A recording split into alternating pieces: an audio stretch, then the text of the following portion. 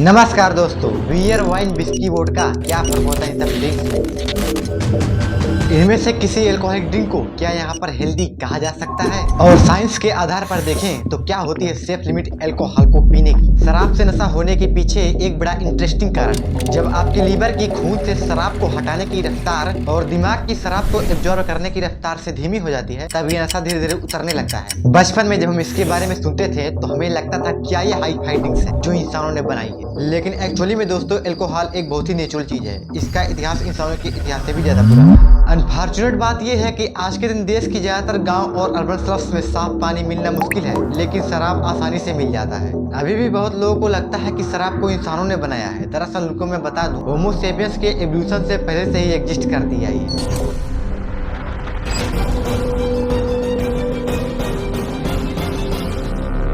असल में होता क्या है, जब पेड़ों पर लगा फल बहुत ज्यादा पक जाता है तो उसमें काफी सारा शुगर आ जाता है। ये शुगर अपने तरफ यीस्ट को अट्रैक्ट करता है। एक सिंगल सेल्ड फंगस, एक माइक्रो ऑर्गेनिज्म, ये फंगस, ये यीस्ट अपने खाने के तौर पर इन शुगर को खाता है और इसी में ही एक केमिकल रिएक्शन होता है और बाहर निकलता है कार्बन डाइऑक्साइड और एल्कोहल। इसी पूरे प्रोसेस को आपने स्कूल में पढ़ा होगा, फर्मेंटेशन कहा जाता है। अब कार्बन डाइऑक्साइड हवा में रिलीज हो जाती है, लेकिन एल्कोहल वहीं पर रह जाता है। साइंटिस्ट का मानना है आज से लाखों साल पहले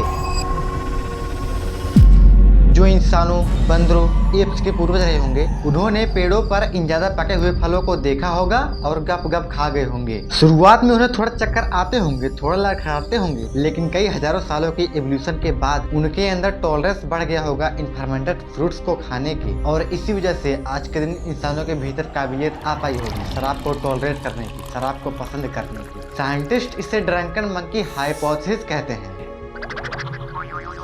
जब आप शराब को पीते हैं तो शराब आपके मुंह से होकर खाने की नली से नीचे पेट में जाता है। पेट तो इसे थोड़ा बहुत ही सोख पाता है, करीब 20%। असली काम इसके डाइजेशन में होता है स्मॉल इंटेस्टाइन में। यहाँ से एल्कोहल बड़ी तेजी से हमारे खून में घुलने लगती है। हमारे पेट और स्मॉल इंटेस्टाइन के बीच में एक दरवाजे जैसी मसल होती है जिसे पायरोलिक स्फिंक्टर कहते हैं। ये कंट्रोल करता है पेट से चीजें कितनी जल्दी स्मॉल इंटेस्टाइन में जाएंगी। अगर आपने खाना खाया है तब पेट भर जाता है, तब ये मसल थोड़ी देर बंद रहती है ताकि खाना डाइजेस्ट हो सके पेट में। ऐसे में अगर आप शराब पियेंगे तो ज्यादा देर तक ही पेट में रुकी रहेगी और शराब धीरे धीरे ही खून में जाती है। लेकिन अगर आप खाली पेट ही शराब को पीते हैं तो दरवाजा खुला होता है और शराब जल्दी से स्मॉल इंटेस्टाइन में पहुंचकर बहुत जल्दी खून में घुल जाता है। इसीलिए खाली पेट शराब पीने से नशा जल्दी चढ़ता है। लेकिन जिन ड्रिंक्स में कार्बन डाइऑक्साइड मिला होता है, जैसे कि बिस्किट, सोडा या शैंपेन, उन ड्रिंक्स से और भी ज्यादा जल्दी नशा होता है, क्योंकि कार्बन डाइऑक्साइड पेट पर दबाव डालता है। इससे क्या होता है, शराब पेट से स्मॉल इंटेस्टाइन में और खून में और भी जल्दी पहुंच जाता है और सीधे दिमाग में। शराब दिमाग के अंदर जो चीजों के साथ खेलती है, एक ब्रेक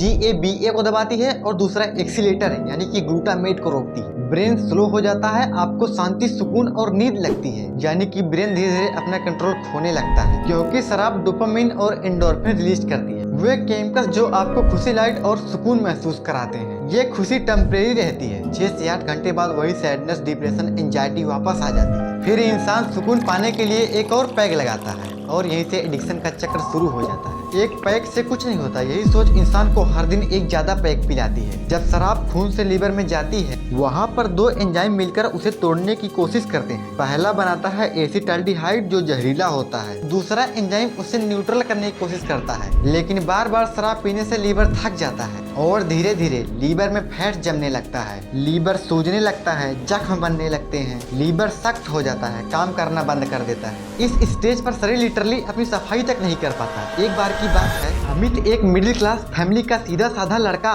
कभी शराब को छूता भी नहीं था। लेकिन एक दिन कॉलेज गया, दोस्तों ने कहा चल यार आज पार्टी करते हैं। अमित ने अपनी पहली ड्रिंक बस मजाक में ली थी, फिर हर फ्राइडे पार्टी, फिर ब्रेकअप के बाद रोज की आदत लग गई। अब अमित को शराब पिए बिना नींद तक नहीं आती थी। धीरे धीरे उसकी पढ़ाई, कैरियर, रिश्ते सब गिरते चले गए। फिर एक दिन उसकी माँ और पत्नी भी उसे छोड़कर चली गई। शराब ने अमित को सिर्फ बीमार नहीं किया, उसका पूरा भविष्य बर्बाद कर दी। कई लोग कहते हैं मैं तो थोड़ी सी पीता हूँ, मुझे कुछ नहीं होगा, ये देखो मैं तो हेल्दी हूँ। WHO की रिपोर्ट के अनुसार कोई भी मात्रा सेफ नहीं होती, क्योंकि कितनी भी छोटी ड्रिंक क्यों ना आपकी बॉडी में इन्फ्लामेशन, ब्लड प्रोसेस राइज और सेल डैमेज करती है, यानी कि आपकी कोशिकाओं को धीरे धीरे मार देता है। आपका इम्यून सिस्टम 24 घंटे के लिए कमजोर हो जाता है उसी छोटी सी पैक की वजह से। शराब को पीना आसान होता है लेकिन छोड़ना बहुत मुश्किल होता है। एक बात याद रखना, इंसान से बढ़कर कुछ नहीं होता। तो जब अगली बार कोई कहे एक पैक से क्या होगा यार, तो मुस्कुरा कर कहिए कुछ नहीं, पर शायद सब कुछ खत्म हो सकता है। बहुत बहुत धन्यवाद।